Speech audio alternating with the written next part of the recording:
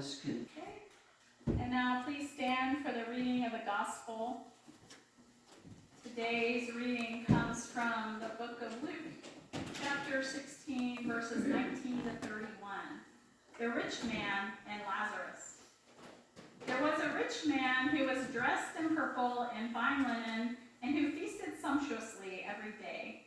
And at his gate lay a poor man named Lazarus, covered with sores, who longed to satisfy his hunger with what fell from the rich man's table. Even the dogs would come and lick his sores. The poor man died and was carried away by the angels to be with Abraham. The rich man also died and was buried. In Hades, where he was being tormented, he looked up and saw Abraham far away with Lazarus by his side. He called out, "Father Abraham, have mercy on me, and send Lazarus to dip the tip of his finger in water and cool my tongue, for I am in agony in these flames." But Abraham said, "Child, remember that during your lifetime you received your good things, and Lazarus in like manner evil things. But now he is comforted here, and you are in agony. Besides all this, between you and us a great chasm has been fixed, so that those who might want to pass from here to you cannot do so, and no one can cross from there to us." He said, "Then, Father, I beg you to send him to my father's house, for I have 5 brothers, that he may warn them, so they will not also come to this place of torment." Abraham replied, "They have Moses and the prophets, they should listen to them." He said, "No, Father Abraham, but if someone goes to them from the dead, they will repent." He said to him, "If they do not listen to Moses and the prophets, neither will they be convinced, even if someone rises from the dead." This is the word of the Lord. Thanks be to God. You may be seated.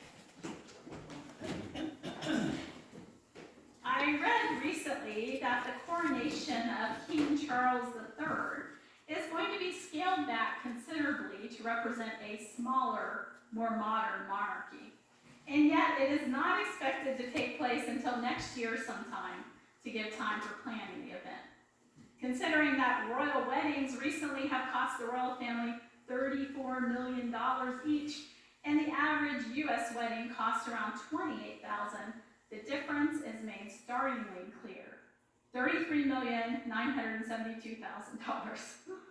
All of this pomp and circumstance makes me wonder if monarchy is still a viable governmental form for a modern 21st century nation such as the UK.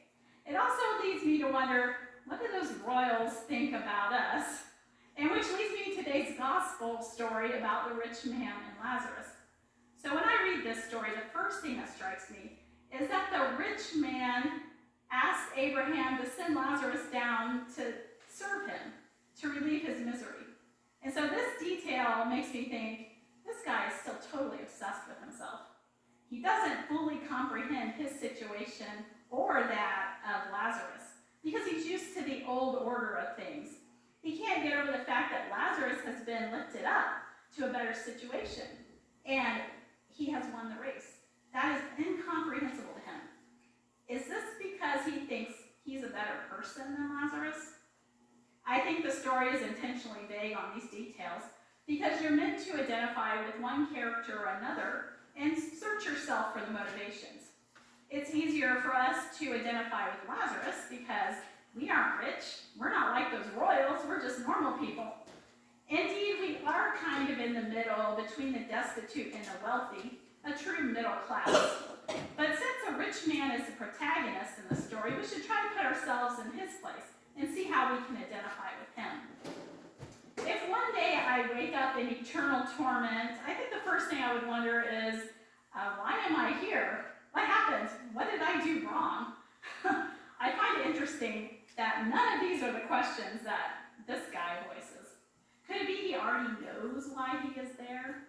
We're not told, but his concern for his own suffering is foremost in his mind, and he wishes Lazarus could come and serve him in his misery. He's not concerned with Lazarus. Indeed, I don't think he even notices Lazarus, as he's so consumed with his own personal torment.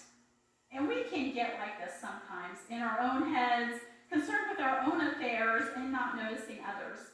living our lives focused on our own needs and oblivious to the needs of others. Of course, we are usually concerned about the people who are closest to us, like our family and friends, but outside of that circle, our attention dwindles. I think the call of the Christian is to see all people as God sees them and to love all people as God loves them, to share God's love with everyone, not just those closest to us. So one of the ways we do this is through what is commonly called mission work. And these are ways that the church seeks to bring the good news of Jesus Christ to those who need it. Giving money or volunteering for opportunities such as the New Hope Food Pantry or the Christmas store is one of the ways we do this mission work locally. Our apportionment, which is now called a mission share, we pay to the Great Plains Conference, which in turn pays its mission share to the United Methodist Church, is one way we extend our mission to the world. But there are other ways to engage in mission work in your everyday life. So let's look at our mission statement, which is on the back of the bulletin. Now read that with me. Our mission is to call people to faith in Jesus Christ, celebrate God's presence among us through worship, commission every member to positively impact each person in our community with God's love, and to serve united as a witness for Christ. So how do we live into this mission? One way is through worship, like we're doing today. And how do we call people to faith in Jesus Christ? So some ways would be sharing stories about how God has positively impacted your life, inviting people to church or Bible study, or posting Christian content on your social media. How do we positively impact each person in our community with God's love? Some ways to do this would be having a positive, caring attitude wherever you find yourself, using words which lift people up instead of tearing them down, or volunteering in organizations which help people. There are so many ways to be a positive influence in this world, and I invite you to find your own special way to make this world a better place. So now let's turn our attention to that great chasm fixed between the rich man and Lazarus in the afterlife.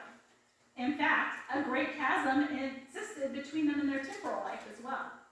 The rich man in his purple robes, feasting sumptuously every day within his walled manor, and the destitute leper who had to be carried by his friends to the place outside the rich man's gate, where he could beg for some scraps from the rich man's table, while fending off the dogs who continually licked his oozing sores.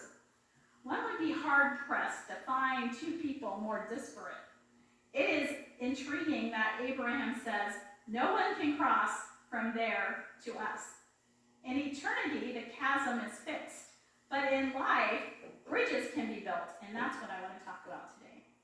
So notice that the rich man has a mansion with a wall around it to keep those who are unwanted at bay, to block the unsightfuliness from his windows, to keep him blind to the world around him. Sometimes we walk through life with blinders on. In fact, we do possess selective senses. This has been studied in the field of neuropsychology. We have a limited processing capacity. Like a computer, we are limited by our hardware. We have a finite mechanism, and its resources must be prioritized. We simply don't have the power to notice everything.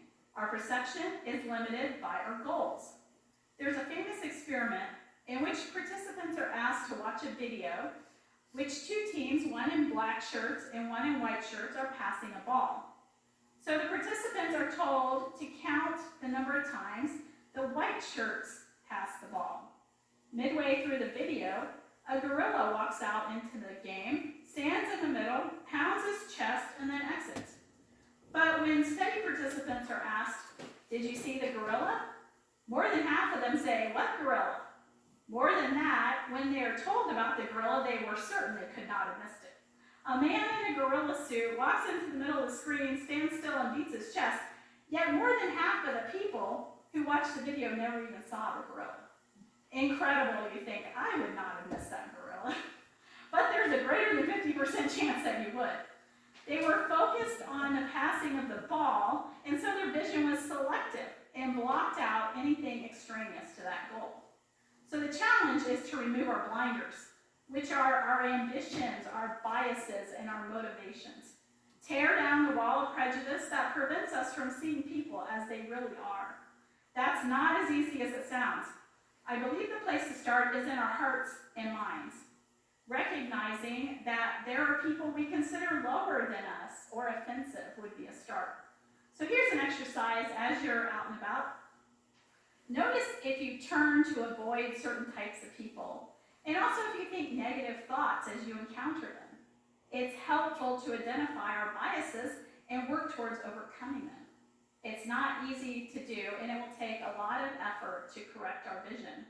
There are many types of people we label as others, and we each have our own personal Lazarus, those we choose to ignore or treat less than ourselves. The trick is to identify them and to build bridges over the chasm that divides us. I think actually meeting them and getting to know them personally will help you understand them better. So I'll give you an example.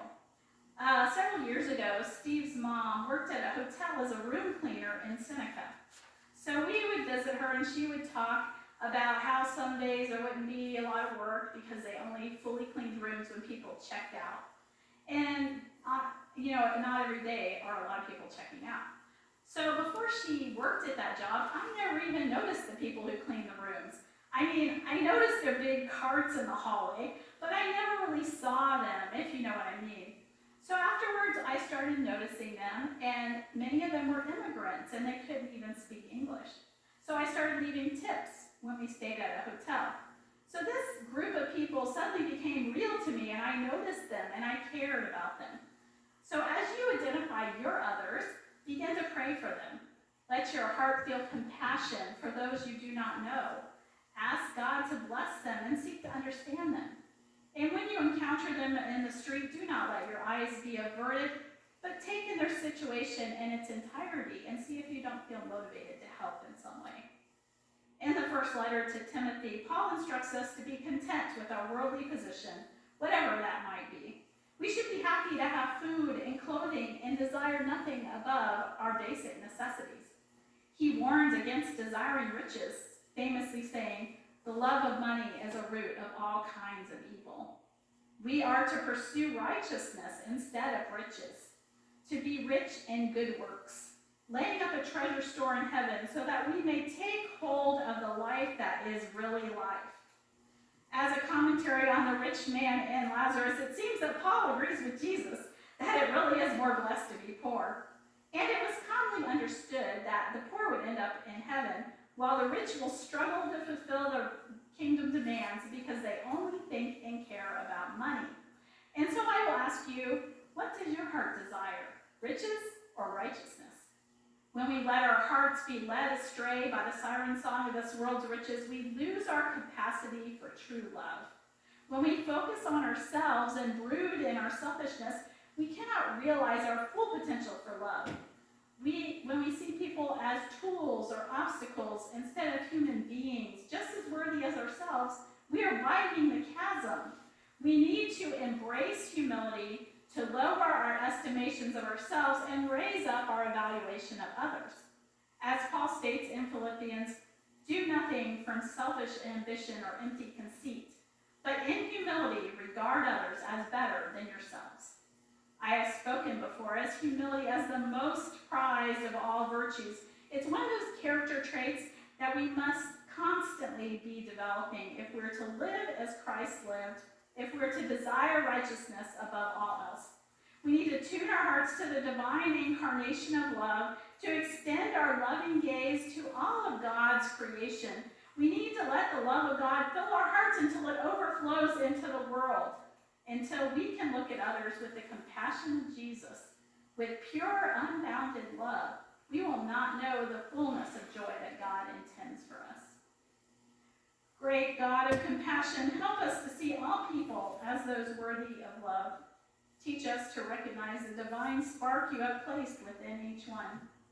Grant us the humility, patience, and courage needed to fulfill our call as representatives of your perfect love, so that we may bear your love to the whole world. Enter into our trembling hearts and remake us in your image as we seek to do your will on earth, until we nevermore your temples leave, delivered into salvation by your mercy and grace. Amen.